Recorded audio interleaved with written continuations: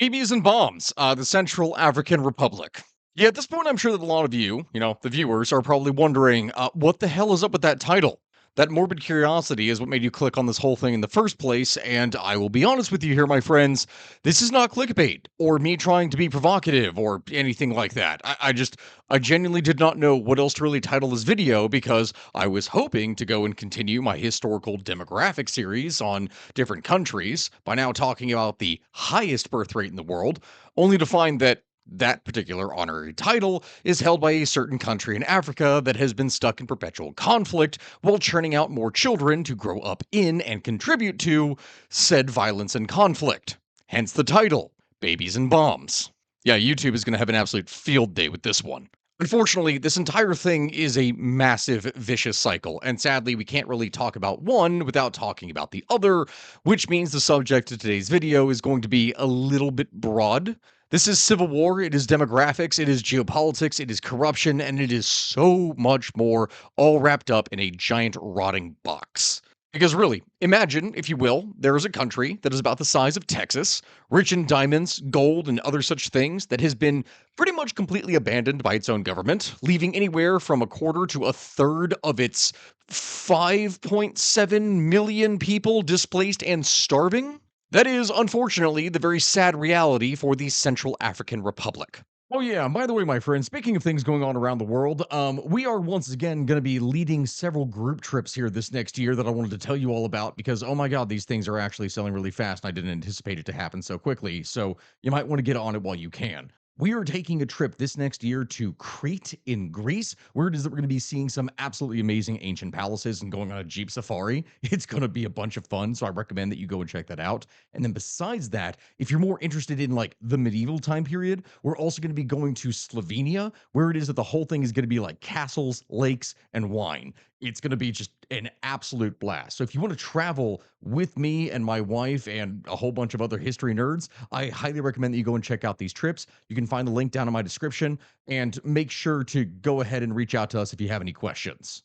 Oh, yeah, slight interjection, but every single time I talk about all these horrible topics in the history and around the world, there's a high chance that YouTube demonetizes me. So if you want to support my channel, if you want to get some awesome merch for yourself, definitely go and check out the stuff from my description down below and what you can see linked in like YouTube for the links there. Because we actually just released a new shirt that I love, and I don't even have the sample of it right now, but it's going to be up here on the screen called Hop Latte because it's a frog.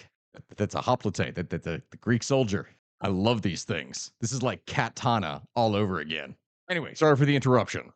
Essentially, since a 2013 coup that would go and plunge the nation into chaos, a fragmented patchwork of brutal militias now controls most of the countryside itself, financing their endless turf wars by smuggling the country's natural resources out of the country, while the UN goes and struggles to contain the actual violence that is taking place. This isn't something that is just a conflict. This is a complete breakdown of all society, where children can't really go to school, hospitals don't really function or even exist at times, and survival depends on which armed group happens to control your individual village. And all the while, compounding all of these different crises is the nation's explosive demographic growth. Yes, my friends, the CAR, or Central African Republic, has the highest population growth rate in the entire world, at 46 births per 1,000 people, or around 5.8 children to 6 children per woman. Now, to understand how much that is, and I'm pretty sure I don't really need to draw a comparison here because people already know that is quite a lot, the worst non microstate birth rate is South Korea, that we actually talked about before in another video, at 4.7 births per 1,000 people, or zero point 0.7 children per woman.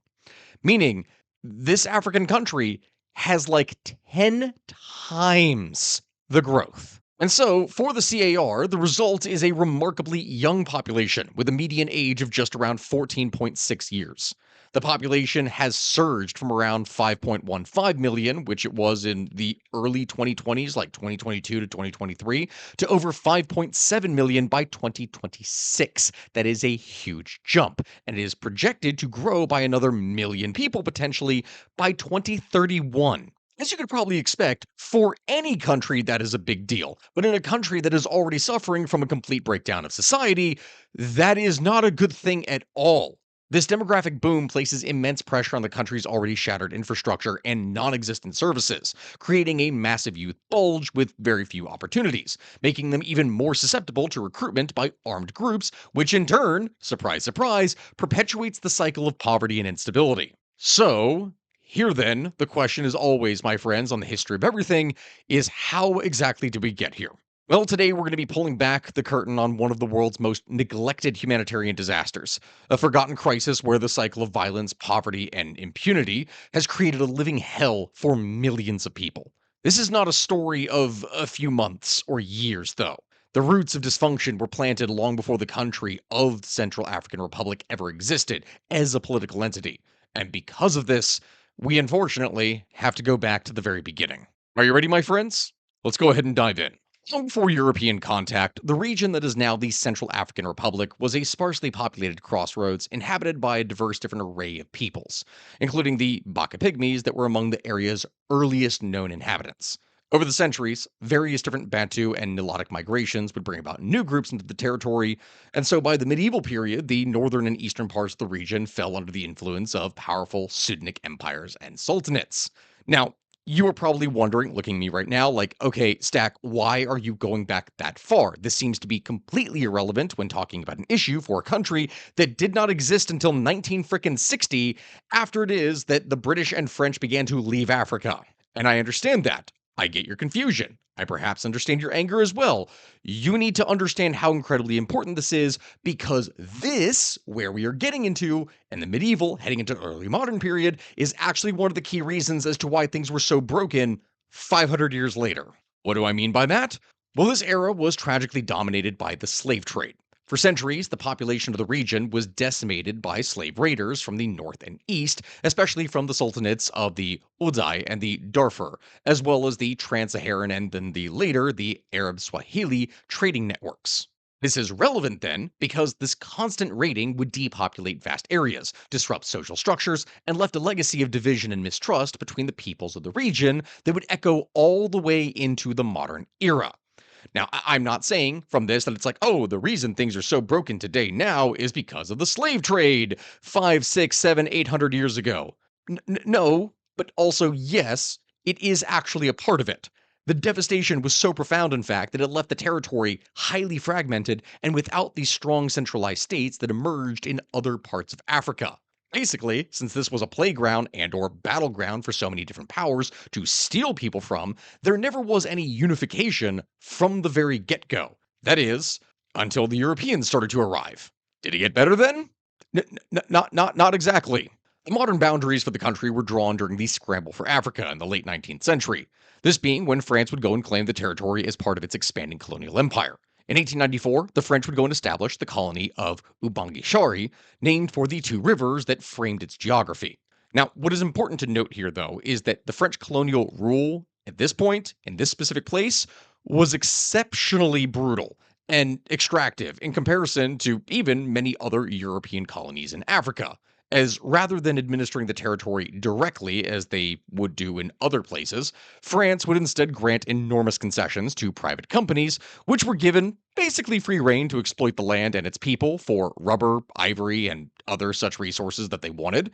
And these companies would use forced labor, hostage taking, and horrific violence to meet their quotas, which would in turn lead to widespread death, famine, and the collapse of local economies. Unlike other colonies where infrastructure or education was developed to some degree, some more than others, Ubangishari was almost entirely neglected in terms of really any development, leaving it with no roads, schools, or trained administrators. There was barely anything there, just resources to take. This period of unrestrained exploitation is something that pretty much cemented the region's poverty and prevented the formation of any kind of cohesive national identity or functional institutions. They never really had any before, from the very beginning, before this, and nothing really came about during this time period. That is something that I need to stress here right now. I don't want people to go into the comments and say, oh, he's blaming everything on slavery. No, I'm not. That is a part of it. Oh, he's blaming everything on the Europeans. No, but that is a part of it. This is a region in Africa that for quite literally 1,500 years, perhaps, has just been continuously treated as a battleground and playground for other people to take whatever it is that they want from it. That is that is the reality of history here, unfortunately, my friends. So, fast forward a bit, and in 1910, Umagishari was incorporated into the Federation of French Equatorial Africa. Resistance to colonial rule would simmer throughout this time period, which would culminate in a number of significant uprisings, such as the Kongowara Rebellion, which was the War of the Hoe Handle from 1928 to 1931, which was violently suppressed by the French. It was against this backdrop, actually, that the country's founding father, or the guy who was supposed to be it, Barthélemy Boganda, would go and emerge. As a former Catholic priest, Boganda became the first prominent nationalist leader, if you will, founding a political movement and advocating for the rights of his people. He envisioned a large, united Central African state that would encompass all the French colonies of the region as one big grand state, which was awesome, I guess. However, his dream was cut short when he died in a mysterious plane crash in 1959, literally the year before it is that the state got independence. Many, in fact, believe his death is something that robbed the nation of the one leader that might have been capable of unifying it and setting it on a somewhat stable path from the get go. Instead, the picture was not great. Not great at all. Like from the very beginning. Yeah, we've talked about a lot of different African states and other states in the Caribbean and Latin America and other places that happened post colonialism, and some of them were definitely better off than others. Similar to the situation that Haiti found itself in, this was not one of the good ones. The Central African Republic would enter independence in 1960 as arguably one of the least prepared colonies in all of Africa. French colonial rule in Ubangishari was, as I explained, characterized by neglect and exploitation rather than any kind of investment. And as a result, the new nation possessed almost none of the human or physical infrastructure that was needed to, you know, govern itself. At the moment of independence, there were maybe a handful of university graduates in the entire country. There was virtually no trained civil servants of any kind, a road network that was skeletal at best, and an economy that was based almost entirely on extraction of a few commodities like diamonds, cotton, and coffee, the profits of which would largely flow to French interests. And it was landlocked, which is a really, really bad setup from the very get go. Politically, then, the tragic death of Barthélemy Boganda in a plane crash back in March of 1959, as I said here before, would then deprive the developing state of its only arguable figure with a genuine national stature and unifying vision. Boganda had, as I said, dreamed of a broad federation that would unite the French colonies of Central Africa, which would have probably meant that the state would not have been landlocked here. But this vision died with him, leaving the country's political future in the hands of way less capable and way less principled, we will say, successors. The stage was thus set for a leadership that would be defined by instead personal ambition rather than national purpose. From there, that is where we get Daco. Now, to explain this here, David Daco, Boganda's nephew, or maybe cousin, I guess, at least they were part of the same kind of familial clan and chosen political heir, would go and assume the presidency upon full independence on August 13th, 1960. Now, Daco was a former schoolteacher who had risen through Boganda's political movement, and he initially benefited from the reflected legitimacy of his more famous uncle slash cousin. However, he quickly revealed that he had a lot of authoritarian instincts and his political abilities were rather limited. Within his first 2 years, Daco would go and move to eliminate basically all rivals and consolidate his personal control over the state.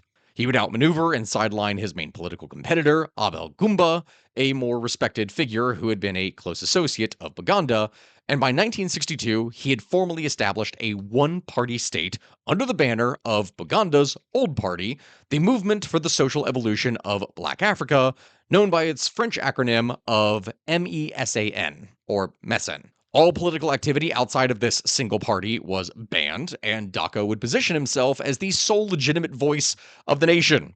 Surprise, surprise. Who possibly would have guessed that this would happen in the immediate aftermath? Definitely not me or anyone who has seen any of my videos here before.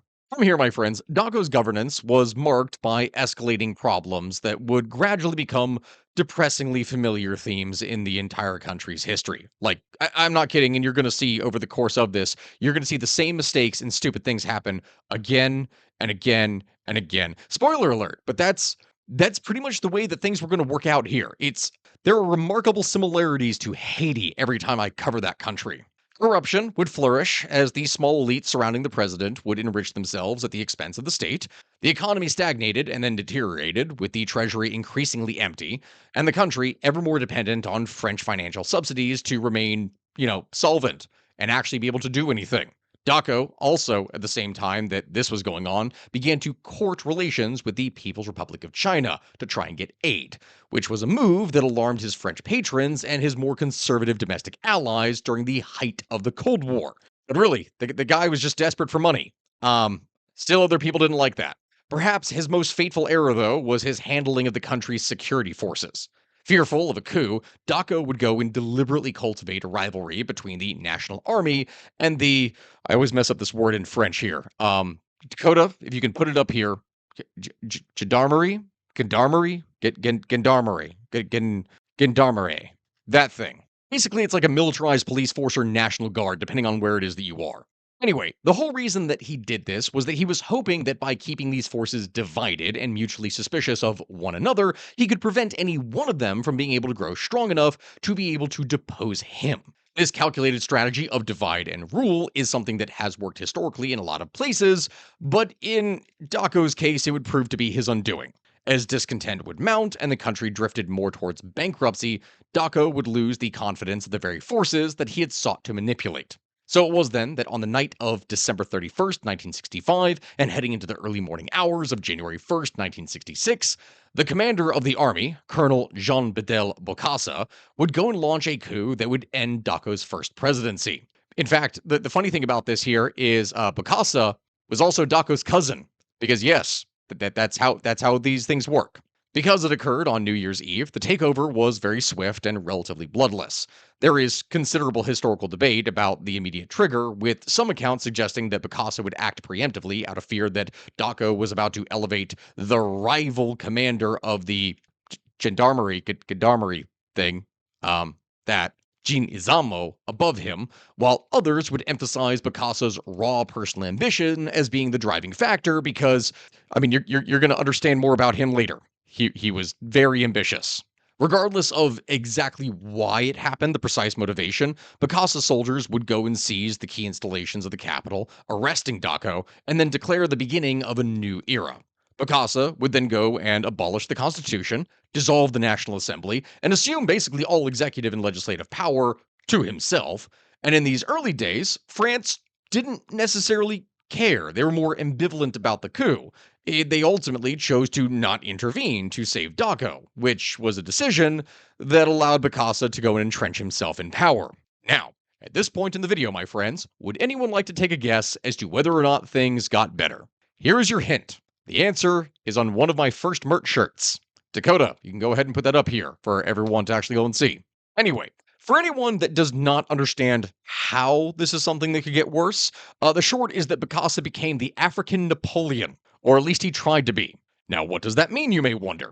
Well, Jean Bedel Bokassa was a very complex and a very disturbed figure whose background would shape his brutal role. Born in 1921, he had served with distinction in the French colonial army, fighting in the Second World War and in the First Indochina War, and he had been decorated for his service. This military background instilled in him both a reverence for French institutions and traditions, as well as a taste for pomp, medals, and grandeur that would later reach absolutely absurd extremes. Upon seizing power, Bokassa would initially portray himself as a reformer who wanted to clean up corruption and modernize the country, kind of like Napoleon. He launched various campaigns and reorganizations, like Napoleon. But soon, it became very clear that his rule was going to be defined by paranoia, unpredictability, and escalating cruelty, kind of like Napoleon. Over the following decade, Bokassa would go and systematically eliminate any potential rivals and concentrate ever more power into his own hands. He would hold numerous government portfolios simultaneously and would then reshuffle his cabinet constantly to prevent anyone in it from building up their own kind of independent power base. He would survive several real as well as not so real coup plots, and he would respond to each one with brutal purges as well as executions. In 1972, he would declare himself president for life. In 1974, he assumed the rank of marshal. His personal behavior would become increasingly erratic and violent as time went on, and he was known to personally supervise and even participate in the torture and beating of prisoners, and there were even some rumors, and mind you, I'm saying this rumors, of cannibalism that began to circulate, with claims that the bodies of executed enemies were kept in refrigerators and that human flesh had been served to unsuspecting dinner guests, including visiting foreign dignitaries.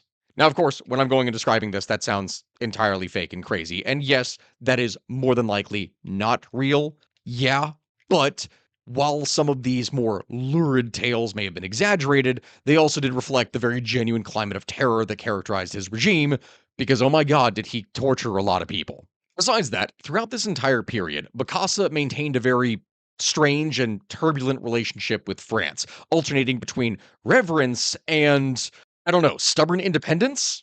It's difficult to really say. He cultivated a personal friendship with the French president, Valéry Giscard, going and showering him with gifts, most notoriously, diamonds, and offering him hunting expeditions in the country.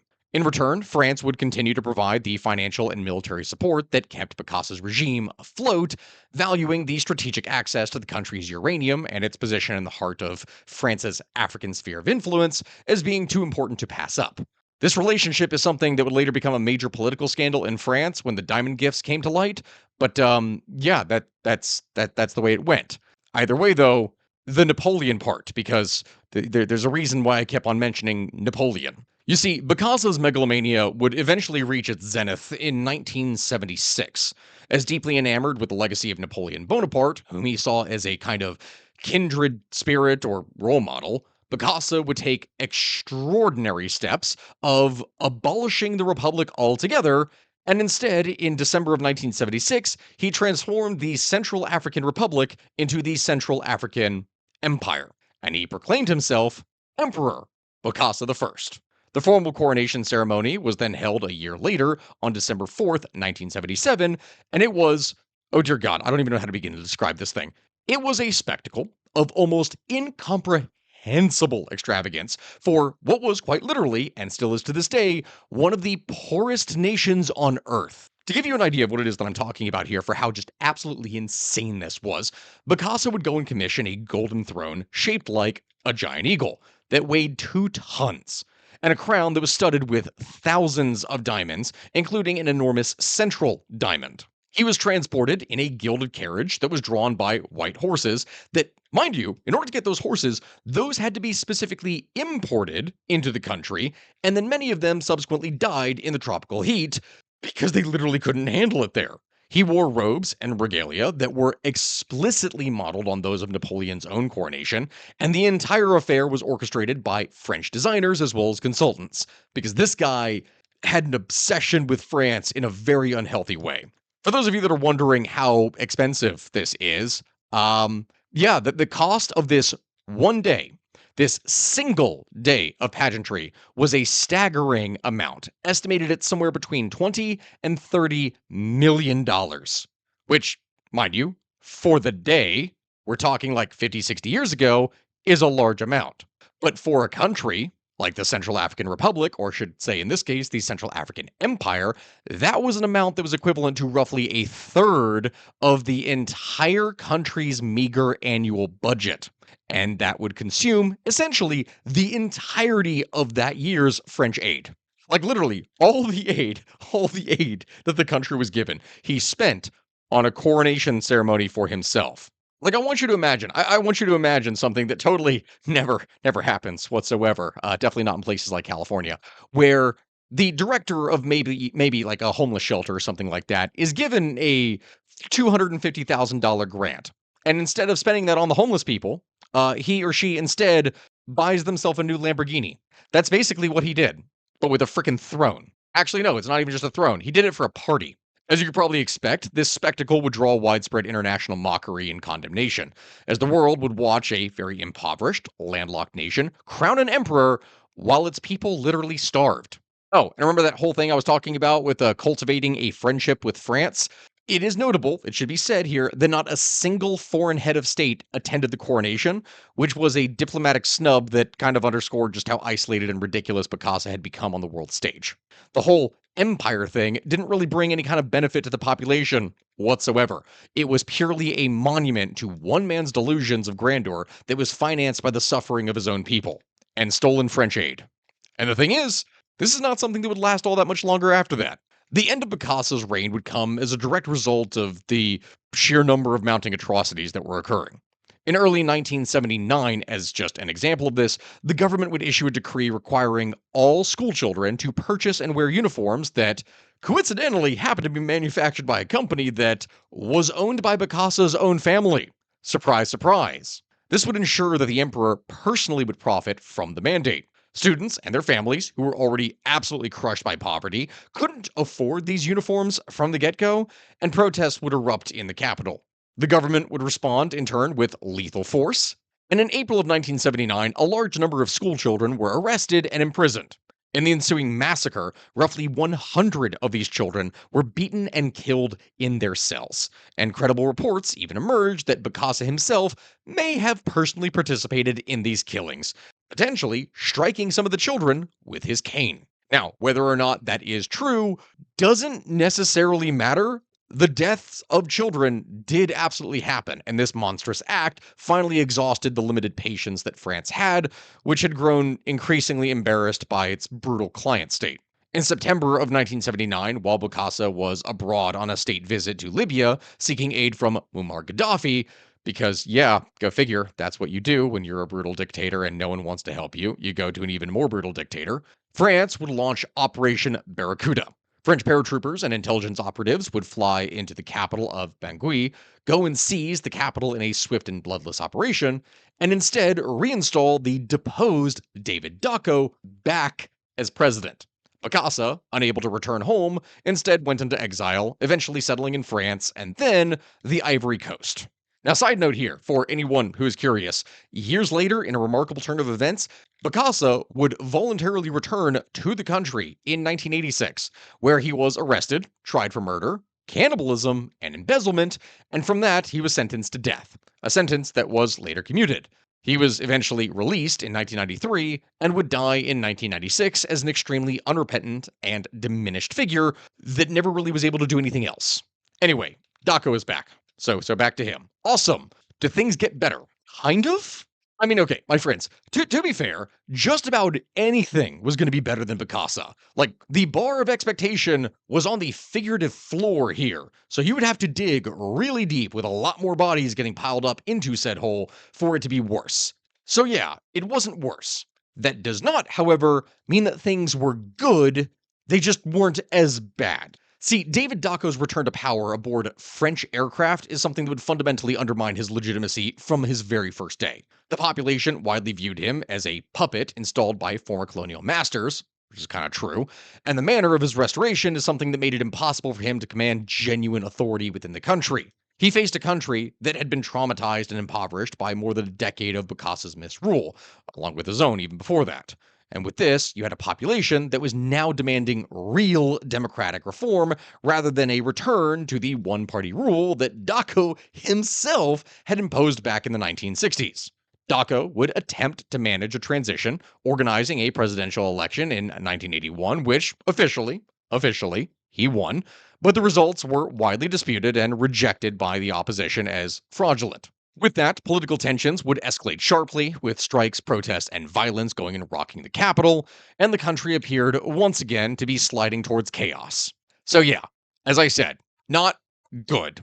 Unable to restore order or establish any kind of real legitimacy, and reportedly under pressure to hand over power, Dacko would instead turn to the army. In September of 1981, less than 2 years after his French orchestrated restoration, he was removed from office in another bloodless coup, this time by the Army Chief of Staff, General André Kolingba.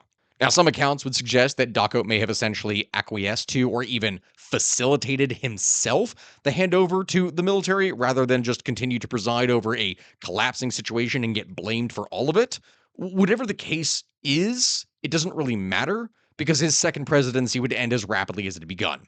And David Daco would fade from the center of political life, though he would still remain a minor political figure for several years to come. So yeah, that was kind of the end of him. It is here then, my friends, that the background for the coming conflict finally becomes more apparent, besides everything else just being horrible before this. What I mean by that is that when General Andre Kolingba took power, he established a very straightforward military dictatorship, a classic one, if you will, that you would expect of many of the post colonial African states. He would suspend the constitution and rule through a junta known as the Military Committee for National Recovery. And from here, Kolingba's rule, which lasted 12 years, would bring a degree of stability compared to the horrors of what had been seen in the Bokassa era, but it was also a stagnant and repressive stability that was built on ethnic favoritism and dependence on France. To explain what I mean by that, Kolingba was a member of the Yakoma people, which were from the south and made up only a very small fraction, maybe 5% of the entire national population. Now, being in charge at that point isn't necessarily a problem for any country that doesn't really look at things along ethnic lines. But this is an African state, and that is definitely not how things work there.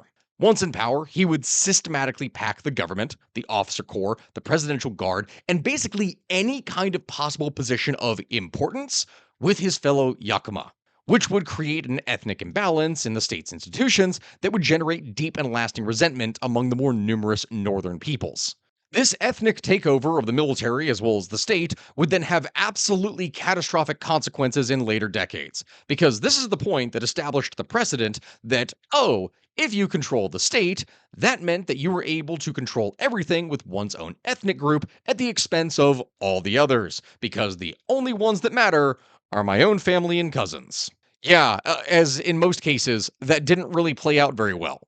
Yeah, Kalinga's economic management was absolutely terrible, and the country would remain mired in poverty and heavily dependent on French subsidies as well as advisors, who effectively would guide much of the country's economic policy. For most of the 1980s, Kalinga would resist any kind of move towards democratization, maintaining his single party military rule. However, the geopolitical earthquakes that would take place over the course of the late 1980s and into the early 1990s are something that would transform his situation, and not for his benefit. The end of the Cold War would remove the strategic rationale for Western support of friendly dictators, and instead, there was a wave of pro democracy movements that would sweep across Africa. Crucially, France, under the framework that was articulated at the 1990 La Balle Conference, would begin to tie their foreign aid to, and hear me out on this, actual democratic reform. Like, this wasn't the Cold War anymore. You couldn't just say, hey, I'm anti communist, give me aid, and then get money. No, no, no, no. You had to actually do something to earn it now. Sounds wild, but that's pretty much the way the Cold War went. Facing the threat of losing the French financial lifeline upon which his entire regime depended, along with mounting domestic pressure from strikes and protests and other such things because people were not happy, Kalimba was finally forced to concede to multi party elections. When it is that those elections were finally held in 1993, Kalimba didn't fare so well. He suffered a humiliating defeat, finishing in fourth place with only about 12% of the vote. In a final attempt to cling to power, he tried to manipulate the electoral process and alter the results, and he even went and released Bokassa and other prisoners from prison in a desperate bid to sow chaos and try and destabilize things just so he could take power again. But it didn't work.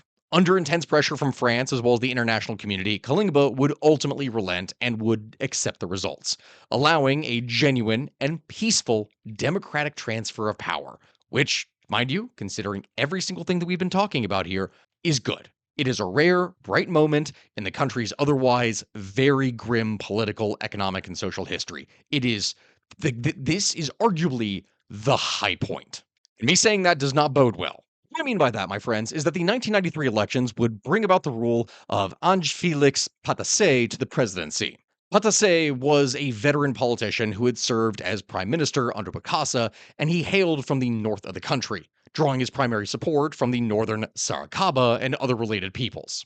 His victory is something that would represent a significant shift of power away from the southern Yakima elite who had dominated under Kalimba, and it raised hopes that now was going to be a new era. However, Patasse's decade in office would prove to be one of chronic crisis, which would ultimately deepen the country's already horrible descent into instability. His government would struggle with the same chronic problems of empty coffers and corruption that every previous government had suffered from, and he soon found himself unable to pay the salaries of the civil service, and also, most dangerously, the army, which, for anyone who's familiar with history, that is not a good thing. The unpaid army, still heavily populated by Yakima soldiers that were loyal to the old Kalingba order and resentful of the new northern dominated government, would erupt in a series of mutinies in 1996 and 1997.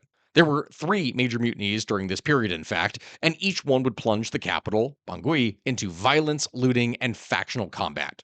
These were not merely disputes over pay or anything like that. These were things that were infused with ethnic and regional tensions that Kalingba's favoritism had pretty much entrenched into the system, pitting Yakima soldiers against the northern communities that supported Patasse. The president was able to survive these uprisings, though, as repeated French military intervention would prevent things from completely collapsing. As French forces would be stationed in the country, would intervene to protect the government and restore order. Eventually, France, growing weary of these repeated rescues, though, and reconsidering their military posture in Africa, would withdraw their forces. And responsibility for peacekeeping then was handed over to an inter African military mission and later a United Nations force. That, um, that doesn't exactly make things better.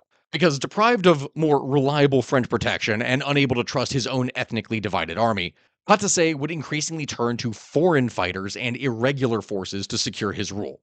He brought in fighters that were loyal to the Congolese rebel leader, Jean Pierre Bemba, from across the nearby border, as well as Libyan troops that were dispatched by Muammar Gaddafi, with whom Patasse cultivated very close ties. The presence of these foreign forces, who committed abuses against the civilian population, would then further delegitimize his government and militarize the political landscape. Basically, everyone was against the government. And remember what I talked about here before with, like, oh yeah, hey, this time period being one of the key reasons why everything is the way it is now? The ethnic issues, you can see that here. From this point, everything begins to turn once again, as Patasse's relationship with his army chief of staff, Francois Bozize, completely falls apart. Basically, Patasse would grow very suspicious of Bozize's ambitions during this time, and he attempted to dismiss and then arrest him in 2001. Bozize would resist, and after armed clashes, he instead fled north to neighboring Chad, where it is that he began to assemble his own rebel army with the tacit support of the Chadian government. From this point, after an initial failed coup attempt in 2001, Bozize would bide his time and build up his forces. Eventually, in March of 2003, while Patasse was out of the country attending a summit in Niger, Bozize would go and launch a decisive offensive, and his forces were able to capture Bangui with basically no resistance, which would in turn bring Patasse's turbulent presidency to an end finally. So it is here then, my friends, that it is the start of Bozize's era, and also the start of the state's complete descent into full collapse. You may be thinking right now, Stack, was this already not full collapse that you were describing before? No, no, that was just the prelude to all of it. You see, when Francois Bozize seized power in March of 2003, he initially suspended the constitution while at the same time promising a swift return to democratic governance. He would organize a national dialogue and eventually would hold elections in 2005, which, surprise, surprise, he won.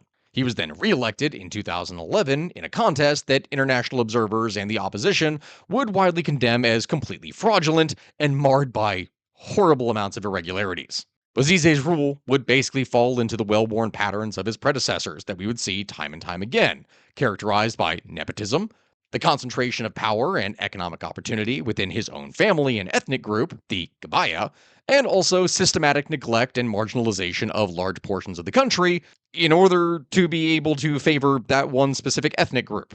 Again, surprise, surprise. The northern and northeastern regions, which were home to significant Muslim populations and still bearing the deep historical wounds of the slave raiding era that I mentioned here before, they were especially excluded. These regions received almost no government investment, no real services or representation of any kind, and their inhabitants felt largely like second class citizens in their own country, treated as foreigners and denied a stake in any kind of national political and economic life. They were on the true fringes of society. And, as you could probably expect from that, in a place that it was as poor and desperate as this profound marginalization would go and breed armed resistance. And beginning around 2004, the North would descend into a low intensity civil war known as the Central African Republic Bush War. Various rebel groups would take up arms against the government, and the fighting, along with the abuses committed by both rebels and government forces, would in turn displace hundreds of thousands of people and create a growing humanitarian emergency all through the North. A series of peace agreements were eventually negotiated over the following years, most notably a comprehensive deal back in 2008 for peace, which did promise disarmament, the integration of rebel fighters into the National Army, and also greater political inclusion. However, like many of these deals when initially described, it didn't really work. Bozize would repeatedly fail to honor the core of the commitments for those agreements. He did not deliver the promised resources, the political integration, or the reforms, or anything like that. And as a result, the disarmament program would completely stall. This pattern of broken promises would convince the northern rebel groups that Bozize could not be trusted and that only force could actually secure their interests. So it was then that by late 2012, the disparate northern rebel factions would finally coalesce into a new, powerful alliance called the Seleka, a Sango word meaning alliance or coalition. The Seleka would go and unite several rebel groups, drawing heavily from the grievances of marginalized Muslims of the Northeast, and then incorporate large numbers of mercenaries and fighters from neighboring Chad as well as Sudan, which would give it substantial military strength. From here, in December of 2012, the Seleka would go and launch a lightning offensive, and the demoralized, underpaid, and poorly organized National Army of the Central African Republic would basically melt away before them with very little resistance. Despite a last minute peace agreement being signed in Libreville in January of 2013 that briefly created a power sharing arrangement, that deal would also quickly collapse. And in March of that year, the Seleka would go and storm into Bangui, and Francois Bozize would go and flee the country, bringing his decade of rule to an end. So it is here then that the Seleka leader, Mikel Jotadia, would go and declare himself as president, becoming, in fact, the first Muslim to lead the historically Christian majority nation, which was a really big deal. However, much like pretty much every other person before him, and I know this is going to sound like a crazy surprise, Jotadia proved to be utterly incapable of controlling the forces that had propelled him to power in the first place or managing the state. The Seleka fighters, many of them foreign mercenaries with no real actual loyalty to the civilian population, would unleash a horrific wave of looting, killing, assault, and destruction, largely targeting Christian communities with especial savagery.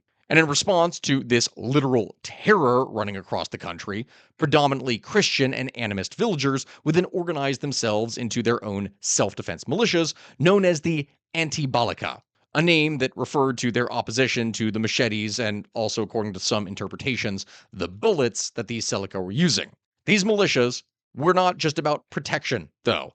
They were ethnic or religious militias that would launch brutal reprisal attacks against Muslim civilians, and the country would then spiral into a vortex of sectarian violence, with massacres and ethnic cleansing occurring all over the place.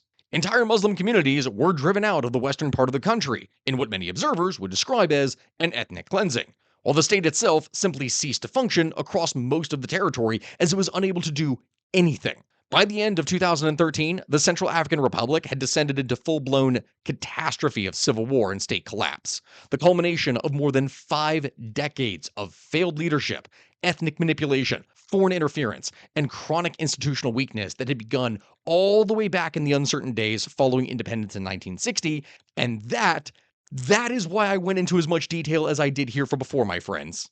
Oh yeah. Wow. All right. Here we are. The start of, well, not everything going to crap per se, but a very crappy situation getting significantly worse. This is the point where most people who would start talking about this exact topic would actually start from. So, yeah, welcome to the History of Everything podcast. This is why we do what we do, is establishing all the context that led to exactly this point. By the latter half of 2013, the Central African Republic had descended into what many observers and international officials warned could just become a genocide. The Seleka fighters, now nominally in control of the state, but in reality operating as a uncontrolled predatory force, would rampage across the country, Mikhail Jotodia, having declared himself president, would officially disband the Selika in September of 2013 in a desperate attempt to try and distance himself from their atrocities and to reassert some measure of control over society again. However, this didn't really work. This decision would backfire catastrophically, as rather than demobilizing, the now formally dissolved fighters, referred to thereafter as the ex-Celica, would simply scatter across the country as their own kind of autonomous armed bands, no longer even nominally answering to any kind of central authority. This fragmentation would transform a single rebel takeover into a countrywide patchwork of warlordism that persists to this very day.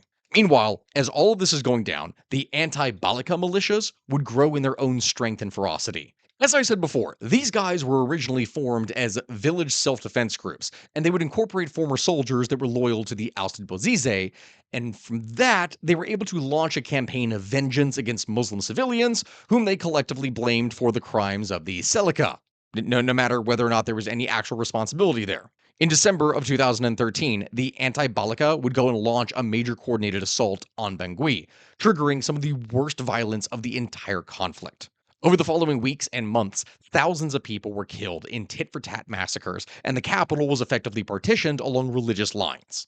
Muslim neighborhoods were besieged, and in the western half of the country, entire Muslim communities that had lived there for generations were slaughtered or driven out in a systematic campaign that human rights organizations would explicitly characterize as an ethnic cleansing. Mosques were destroyed, and the Muslim population of many towns was reduced from thousands to a mere handful of terrified survivors that would shelter under international protection.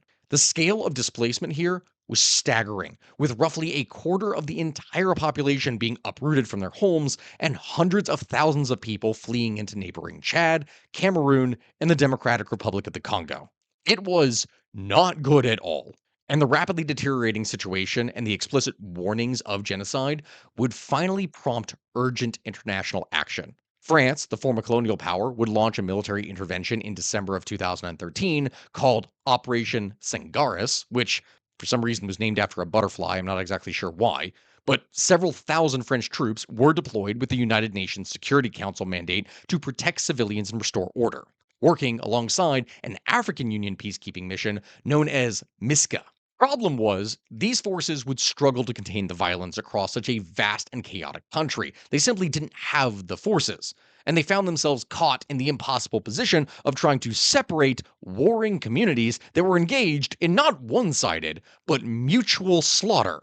Like, all the sides were trying to slaughter each other, and they have to stand in the middle and kind of try to keep people apart when they do not have the forces to do this. The African Union mission was subsequently transformed into a full United Nations peacekeeping operation in September of 2014, known by its French acronym of MINUSCA, or the United Nations Multidimensional Integrated Stabilization Mission in the Central African Republic. What a name. This mission, which actually to this day continues to operate, is something that was authorized with a robust mandate to try and protect civilians, and eventually it would grow to include well over 10,000 military and police personnel drawn from numerous different countries. Success, though, has been fairly limited. And so, under intense international as well as regional pressure, Mikhail Jotodia, having proven completely incapable of governing or halting the violence, was eventually forced to resign in January of 2014 at a summit of regional leaders in Chad. From there, he would go into exile, and a transitional government was established. The Transitional National Council would then go and select Catherine Samba Panza, the mayor of Bangui, as the interim president. Now, it's important to note here, Samba Panza became the first woman to lead the country, and she was tasked with the monumental challenge of trying to stabilize the nation, curbing the violence, and organizing a transition back into constitutional and democratic rule. Her transitional government, though, had very limited authority beyond just the capital and remained heavily dependent on international forces for security. There wasn't really anything that they could do. It's like medieval France, where the king is really only the king of Paris, and then not much else besides that. So it is then that the transitional period was something that was fraught with a lot of difficulty. Despite the presence of French and UN forces, violence would continue to flare up all the time, and the armed groups would maintain their grip on much of the countryside. Nevertheless, over the course of 2014 and 2015, international actors would gradually push forward with a process aimed at national reconciliation and returning to an actual elected government. A National Reconciliation Forum, the Bangui Forum, was held in May of 2015, which would bring together various different factions and produce agreements on disarmament and a roadmap toward elections.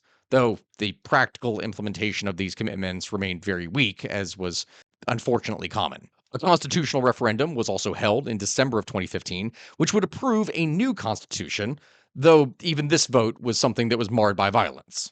Like literally nothing can go through any of this unscathed. Presidential and legislative elections were finally organized then, with a first round occurring in late December of 2015 and a more decisive second round taking place in February of 2016. It is from here then that the elections would finally bring to power Faustin Archange Touadera, a former mathematics professor and university rector who had served as prime minister under Bozize, which, again, if you're noticing the trend of here as common things, teacher taking power and having served as a prime minister. There is a weird trend that occurs within this country for some reason. As it was, Touadera ran as an independent, and he positioned himself as a technocratic outsider that was untainted by the militia violence that was racking the country. And from that, he won a very clear victory in the runoff. His election in early 2016 would mark the formal end of the transitional period and a return to actual constitutional governance, and it was greeted with cautious optimism by the international community, which sounds great.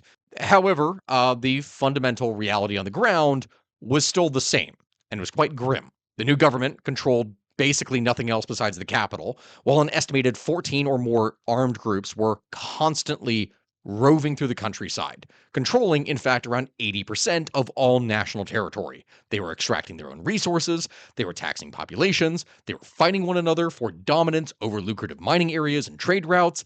It was basically the entire country descending into their own little provincial warlord states. So, how exactly was all this going to work out? The answer is not very well.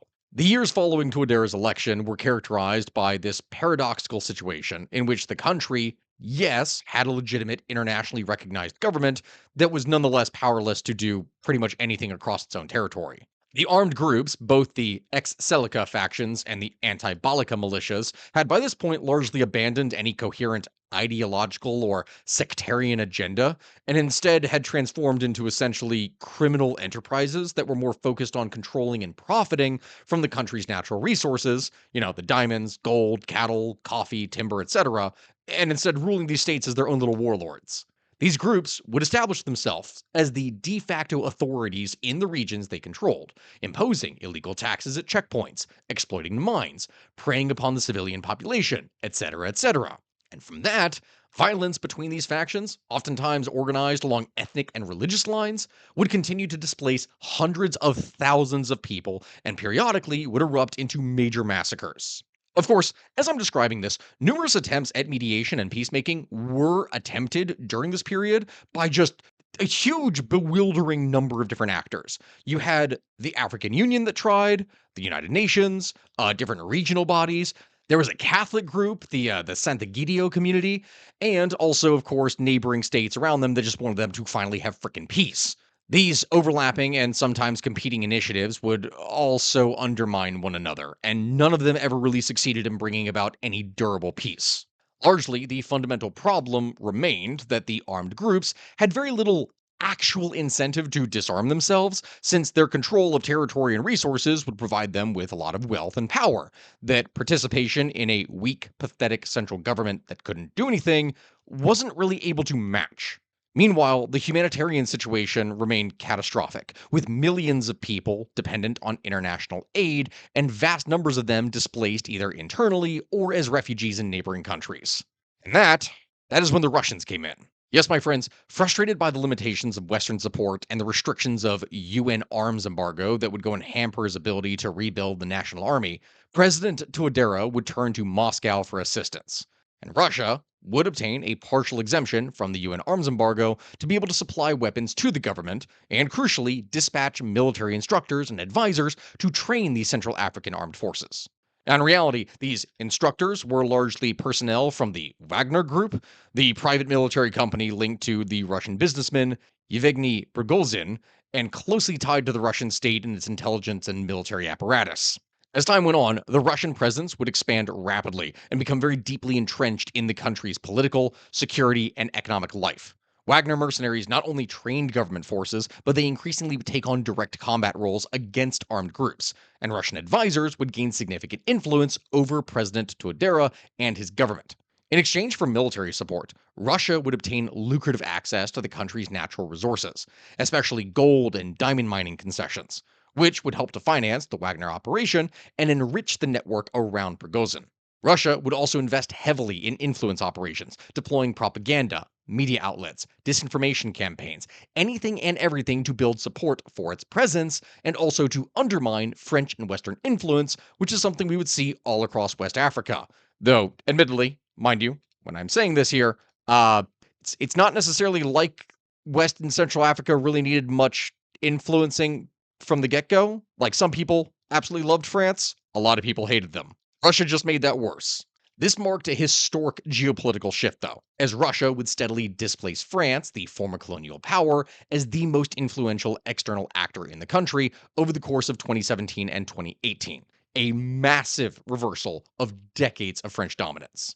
And the thing is, initially, there actually seemed to be some successes. Not because of major military victories or anything like that in the beginning. No, not like that. What I mean is that in February of 2019, after negotiations were facilitated by the Central African Union and held in the Sudanese capital, the government and 14 armed groups would go and sign the Political Agreement for Peace and Reconciliation in the Central African Republic, often referred to as the Khartoum Agreement. This was the eighth such peace deal since the conflict began, which for anyone listening doesn't really necessarily mean much, and it was hailed, though, as the most comprehensive one yet, meaning it could actually do something. This agreement would include provisions for disarmament, the integration of some fighters into the security forces, and also the creation of mixed security units, as well as, controversially, the inclusion of armed group leaders in the expanded government. Several notorious warlords were indeed given government positions as part of this deal, which is a concession that many critics would argue was simply rewarding violence and entrenched impunity. But that didn't really matter, though. It was peace. It was finally going to be peace. Except no. Like its predecessors, however, the Khartoum Agreement would soon begin to unravel. Some armed groups would quickly violate its terms, and the promised disarmament largely failed to materialize. The government, backed by its Russian partners, would grow increasingly assertive, while several armed groups would grow very dissatisfied with the deal's implementation and their share of the power as well as spoils. The fragile peace would only hold on partially and temporarily, and the underlying dynamics of the conflict that had created the whole situation in the first place remained fundamentally unchanged. That, my friends, was the background heading into 2020, when elections were finally set to happen again. You see, it is here that President Touadera would seek a second term, and the country's constitutional court would disqualify the candidacy of former President Francois Bozize, who had returned to the country and also harbored very clear ambitions to try and reclaim power. So, in response to his exclusion from legal means, Bozize would allegedly orchestrate the formation of a new rebel coalition in December of 2020, uniting several of the most powerful armed groups, both former enemies of the ex-Seleka and anti-Balaka camps, into a single force called the Coalition of Patriots for Change,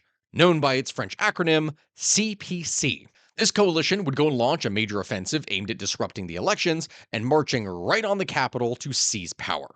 As for how this went down, the CPC would advance rapidly, and at one point they did threaten Bangui itself, raising the possibility of yet another violent overthrow of the government.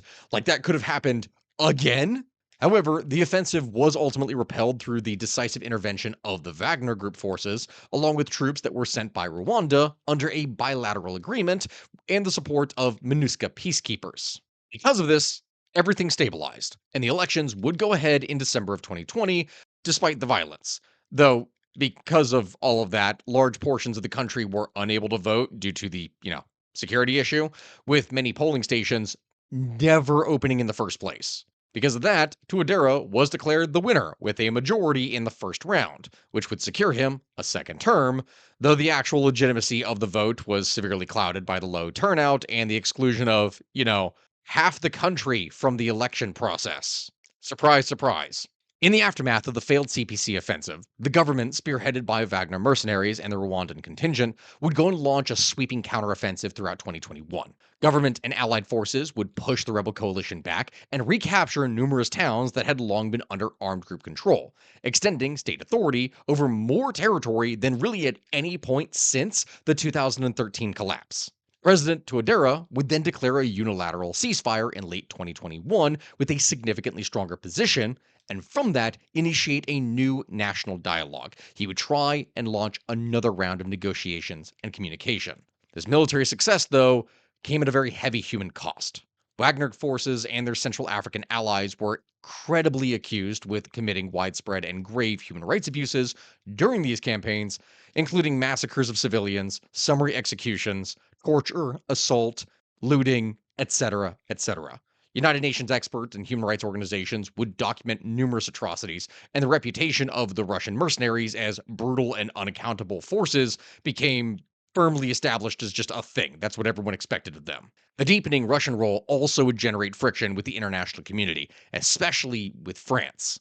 Relations between Bangui and Paris would deteriorate sharply over the course of this time, and France would suspend its military cooperation and budgetary aid, citing the government's partnership with Wagner and the anti French disinformation campaigns that were being waged in the country. By 2022, France had withdrawn the last of its military forces, ending a military presence that had endured in various different forms since the colonial era. This represented the near total eclipse of French influence and the consolidation of Russia as the government's indispensable security partner. That, my friends, in turn, is what brings us to the developments that have taken place over the last couple of years. We're finally nearing the end of this. The major event that would end up setting the tone for the most recent period was the constitutional referendum that was held on July 30th, 2023. The new constitution would extend the presidential mandate from 5 to 7 years, which, okay, something, but not necessarily all that bad. But more consequentially, it would remove presidential term limits entirely, effectively clearing the way for Touadera to remain in office indefinitely. The referendum was denounced by the opposition as just a naked power grab, and it was boycotted, which would result in a participation rate of only around like 50%.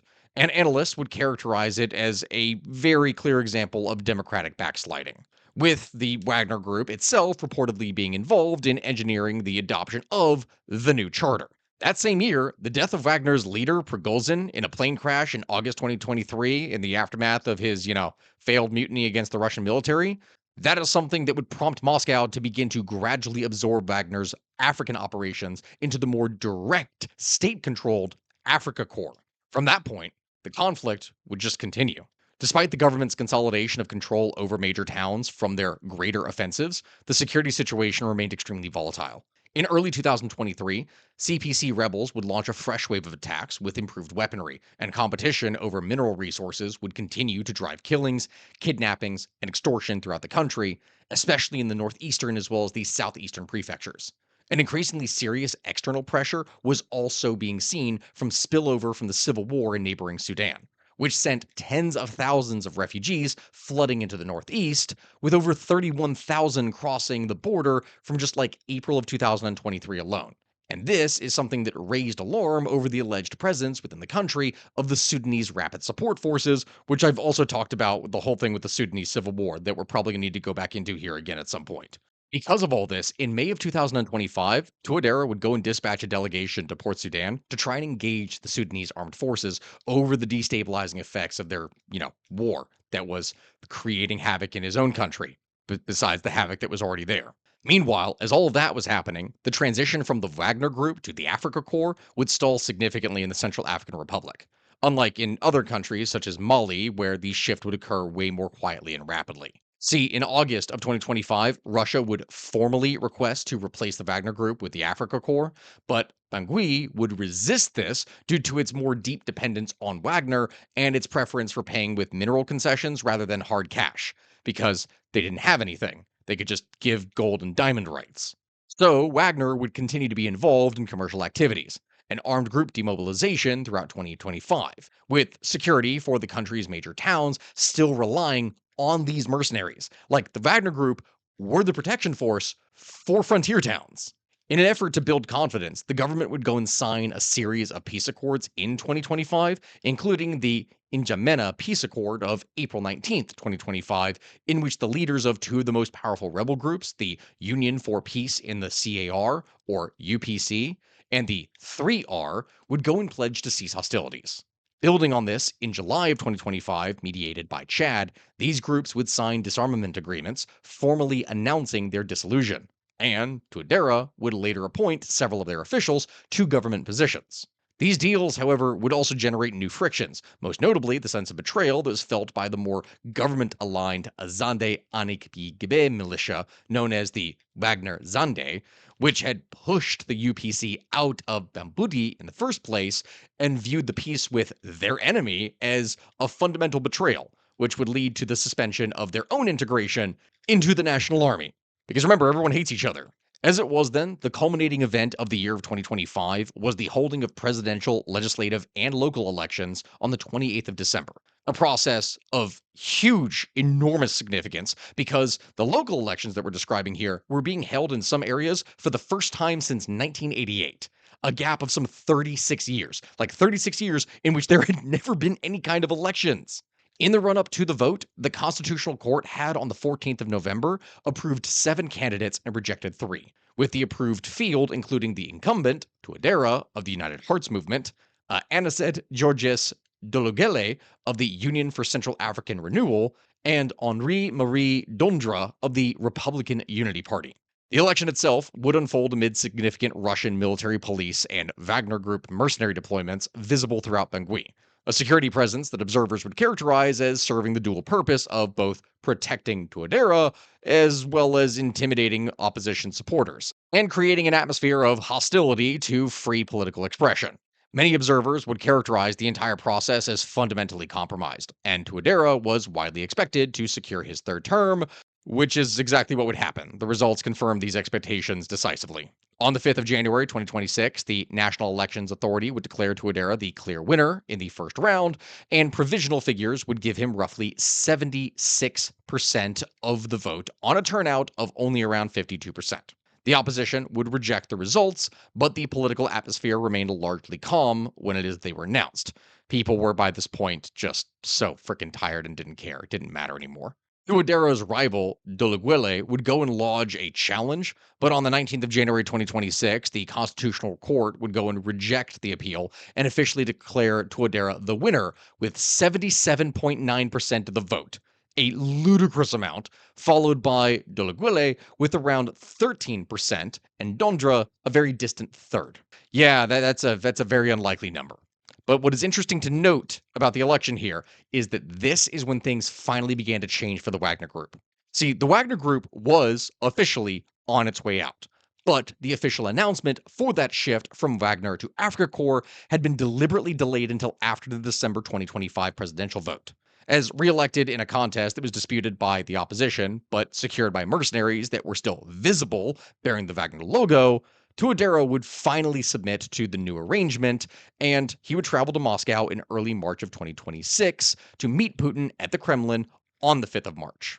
As for how all of this was going to work now, well, the financial terms would represent a very significant change for the CAR. Whereas the government before had never really directly paid Wagner, whose revenue would instead flow through its own network of businesses in the country, like, the diamond and gold mines, the Russian side would now impose a more conventional payment system involving monthly payments in the millions of dollars. Even so, the transition would remain incomplete on the ground, as Russian mercenaries still continued to ensure Tuadera's security under heavy rain, even when he was sworn in for his third term on the 30th of March in 2026 in Bangui. Like, they were still there, not as large of a prominent role, but they're still being used. Yeah, so then, my friends, 2026, the year we are making this video, it's not looking so great. As the country entered what UN officials would describe as a decisive phase following the landmark elections, the picture that we saw here was one of consolidation without any real genuine consensus or change. As following the presidential election, attention would return to the former electoral calendar, with a runoff for parliamentary and local elections being held on the 26th of April 2026. though the results in some 70 constituencies were delayed after staff of the National Elections Authority would launch a strike. Because go figure, they weren't paid for 2 months. Like they were protesting 2 months of unpaid salaries, which is a very vivid illustration of the state's chronic fiscal fragility. Because, yeah, they could pay Russian military forces now, but not their own government workers. And that, I suppose, is something that really sets the stage for the crisis that the CAR finds itself in now. Because underpinning all of these challenges is a humanitarian crisis that remains among the world's most severe and most neglected, in which a very large proportion of the population still requires humanitarian assistance, and hundreds of thousands of people remain displaced internally or as refugees in neighboring countries. This suffering is something that is only compounded by the nation's explosive demographic growth, one of the highest population growth rates in the entire world at around 3.4% annually, which has pushed the population upwards of almost 6 million at this point and created a massive youth bulge with very few opportunities as there's no jobs. There's no anything to do, which makes young people significantly more vulnerable to recruitment by the very armed groups that perpetuate the cycle of violence that hurts things in the first place. Mechanisms for accountability are themselves under threat, as the Special Criminal Court, one of the few institutions that are actually capable of prosecuting the atrocities of this conflict, face serious risk of closure in 2026 due to their own severe budget cuts, while the UN peacekeeping force also has a funding crisis. Their humanitarian plan is less than 40% funded this year, and because of this, international aid groups have closed 20% of their CAR offices. Critical services for women and girls have been severely reduced, leaving more than a million people without vital support at a time when, again, the birth rate is extremely high. As all of that is happening, attacks are still taking place. Just this last month, in June, in the southeast, government forces and Wagner elements on the 24th to the 25th shot at each other for a bit in Zemio town, which would leave one woman dead and at least one soldier injured. Now, why were these two forces that were supposedly on the same side shooting at each other? Apparently, the clash was triggered over disagreements from operational control in some way. We don't really know. They just a fight broke out. They shot at each other instead of being able to go through any kind of political or legal means. Then, in the north, on June 30th, rebel groups would launch an attack near the Sudanese border, reportedly killing around 10 people. As it is, my friends, everything right now is holding on by just a thread. In essence, the Central African Republic in 2026 is a nation where there is, you know, the outward markers of statehood. Like there is an elected president, there are peace accords, there have been disarmament ceremonies. All of these things exist. This is all true, but they mask a far grimmer reality of a state that is sustained by foreign guns, paid for in mineral wealth, presided over by a leader who has basically dismantled the constitutional constraints of his own power to be able to rule indefinitely. The external patron has shifted decisively from France to Russia, and some major rebel groups have laid down their arms, sure, but the fundamental problems of the state endure. A weak and predatory state, persistent violence in the border regions, spillovers from Sudan's war, deep democratic backsliding, and an impoverished population that is unable to reap any of the benefits from their country's own considerable natural wealth. It remains, as it has been for over 6 decades, and from that, hundreds of years, even thousands of years prior, a failed state. And that is why we covered all of that. A forgotten crisis at the heart of the African continent with seemingly no end in sight. Even as the economy flounders, there are two things that are continuously produced in the Central African Republic: babies and bombs. With that, my friends, we're going to end things here for today's episode. I will likely have to do something further down the line here at a later point to talk about just the demographic side of things, because there was simply way too much here to put all the details into one video, and you had to understand all the crap that has happened to understand what is going on now. It is it is really bad. I wish you all the best of luck. Let me know in the comment section below what it is that you'd like to talk about next, other countries, places you'd like us to see or cover. I will see you all here next time. I have to go to bed at this point here, my friends. I've been working on this all day. Thank you for watching, and I'll see you next time.